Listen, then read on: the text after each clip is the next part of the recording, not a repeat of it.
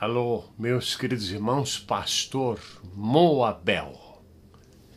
É um prazer voltar a falar com todos vocês novamente, neste mundo maravilhoso de nosso Deus. Não tenho postado mais vídeos devido a estar viajando muito e trabalhando muito. E quando chego em casa, às vezes chego meia-noite, às vezes 1h da manhã, às vezes 2h da manhã, não dá tempo para postar um outro vídeo. Embora muitas coisas estejam acontecendo por aqui. Hoje eu quero falar sobre um caso interessante. Quando Trump estava fazendo a sua campanha, ele disse que ia proteger Israel. Ele disse que ia proteger Israel. Isto devia ser um motivo de grande alegria para os crentes. Sim, porque nós temos um grande amor pela terra de Israel. Mas parece que muitos não participam deste ensino, porque isso era nos velhos tempos se ensinava isso. Agora só se fala de outras coisas. E gostaria de dizer a vocês que eu tenho ido na Casa Branca nos últimos dias, lá por fora da Casa Branca, pela frente, por lá, centenas de vezes nestes últimos anos. Porque eu até morei na rua da Casa Branca, na rua 16, que vai em frente direto à Casa Branca. E Trump, ele não é um político. O político, quando vai fazer uma coisa,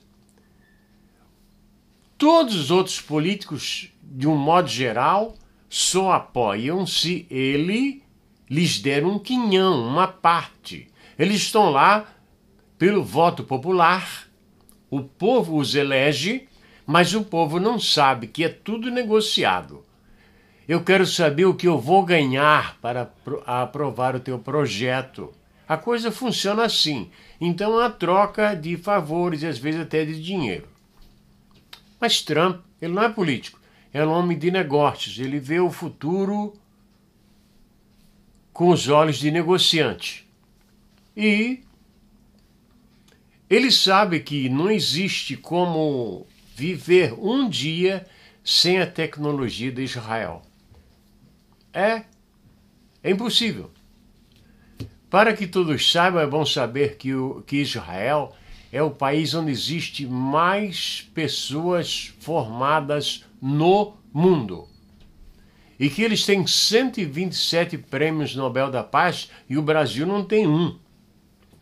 E há governantes que saem do Brasil e vão para outros países que são inimigos de Israel para apoiá-los, ao invés de procurar Israel, que tem tecnologia.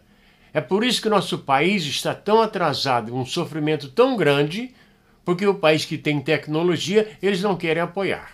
É impossível viver um dia neste mundo sem usar a tecnologia de Israel, em sistema de navegação, telefone e por aí vai. Então Trump, ele não é um homem político, ele é um homem de negócios. E ele disse que ia apoiar Israel, e assim fez. Foi ao Oriente Médio. E comprou dos árabes milhões e milhões e milhões e milhões de dólares de petróleo. Coisa incalculável. E por que ele fez isso? Ora, ele comprando o petróleo a um preço que importa aos americanos, ele fez de uma forma que os países do Oriente Médio, para que os Estados Unidos possam pagá-los, não venham a interferir aqui dentro, com seja lá o que for, na economia.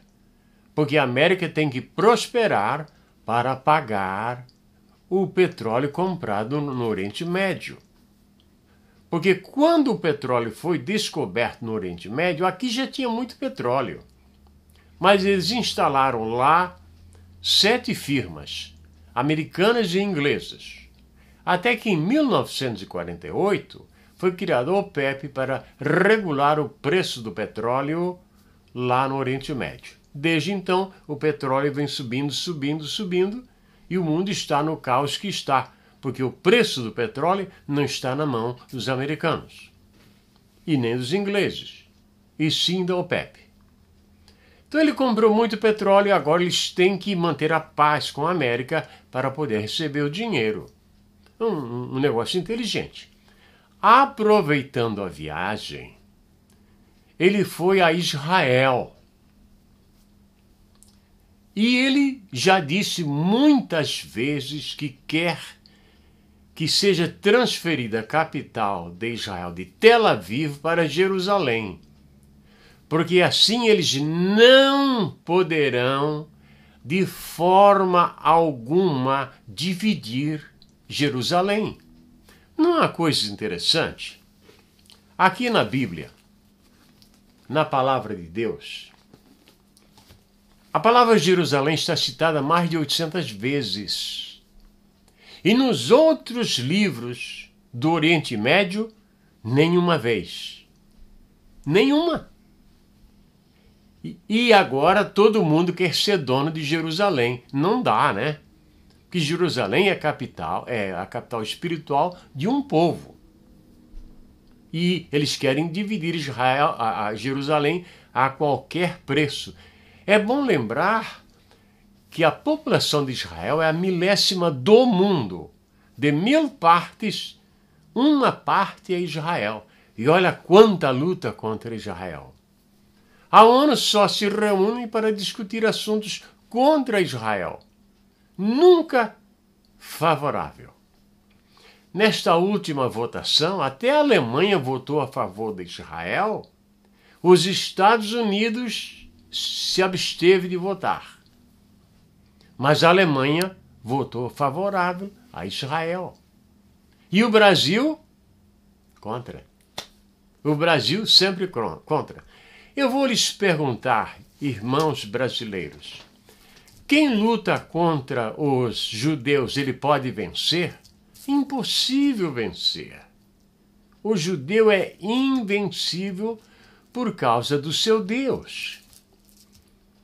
Os judeus estiveram sob o calcanhar do Egito, onde eles se formaram, sob o calcanhar da Síria, sob o calcanhar da Babilônia, sobre o calcanhar da Medopérsia, sobre o calcanhar da Grécia e sobre o calcanhar de Roma. Roma, a cidade eterna que dizem, né? O calcanhar romano já esteve sobre o pescoço do povo judeu. E hoje, Roma tem medo dos judeus. Ora, porque eles estudam, eles têm um Deus, eles têm uma promessa divina. Eu não quero ser contra homem nenhum neste mundo.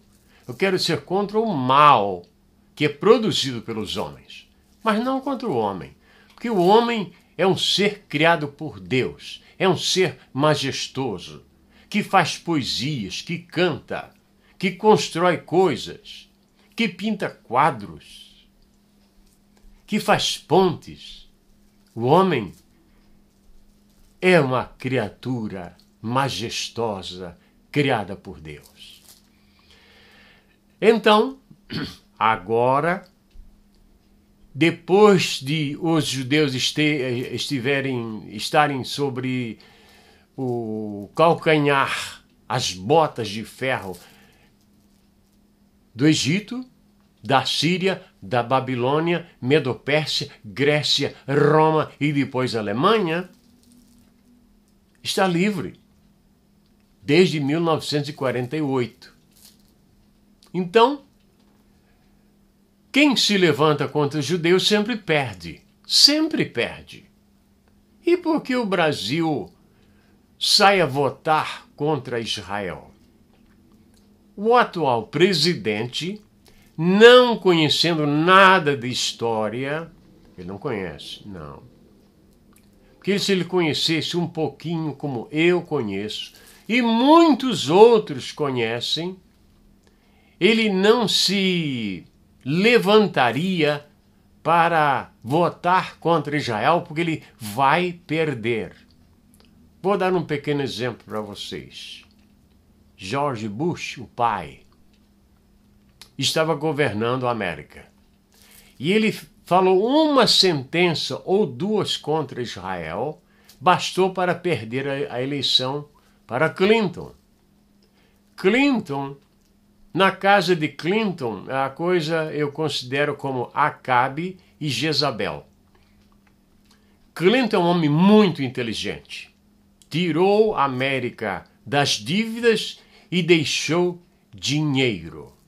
Mas eles conseguiram derrotar Clinton com um escândalo com a moça. Uma coisa criada, fabricada. Eles conseguiram. E aí, o outro partido tomou a direção. E aí, dessa vez, foi George W. Bush. George W. Bush deixou uma dívida astronômica. E quem sucedeu ele na Casa Branca triplicou a dívida. A coisa assim como 6 trilhões para 18 trilhões. Nós estamos com tantos problemas agora, devido à última gestão americana, que estamos devendo tanto que temos que aumentar o teto da dívida, porque senão não conseguiremos honrar os compromissos. Vocês entendem, eu vivo neste país, não sou contra esse país. Não sou contra país nenhum. De verdade. Porque eu sou pregador do Evangelho e eu amo o povo. O povo, o homem, o ser humano, a mulher, a criança, é a coisa mais desejada por Deus. E devia ser de todo pregador ao invés do dinheiro, do ouro e da prata. Agora, estamos num dilema seríssimo. Temos que aumentar o teto para poder saldar os compromissos. E há muita resistência contra isto. Porque nos últimos anos, a dívida esteve como nunca antes na história. Isto é que se ouve. Vocês entendem? Eu não estou lá dentro contando o dinheiro, não, eu não estou. Mas a gente ouve. A gente ouve de pessoas interessadas que passam para mim. Então, se a América cair financeiramente, vai ser um desastre para o mundo. Porque se a rainha da Inglaterra quiser comprar tratores fora do seu país, ela terá que primeiro comprar dólares para assim pagar os tratores. Um pequeno exemplo. E assim é pelo mundo todo. Então, esta informação eu queria passar para vocês.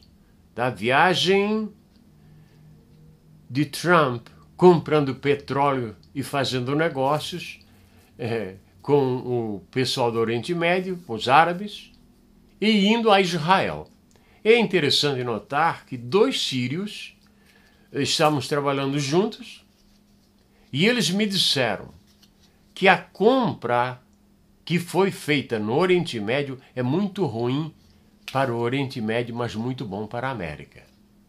Um caso interessante. Então, quero agradecer a vocês que têm visto meus vídeos e têm postado comentários. Eu espero que vocês entendam que eu não sou expert em computação. O meu trabalho é muito simples, porque a minha capacidade é muitíssimo reduzida e também o meu tempo. Mas eu quero agradecer a todos vocês pelo tempo de vocês e pelos milhões de visitas que já fizeram ao meu site. E quero dedicar este vídeo a uma sobrinha minha que tem o apelido de Manu. quando ela se chama Manuela.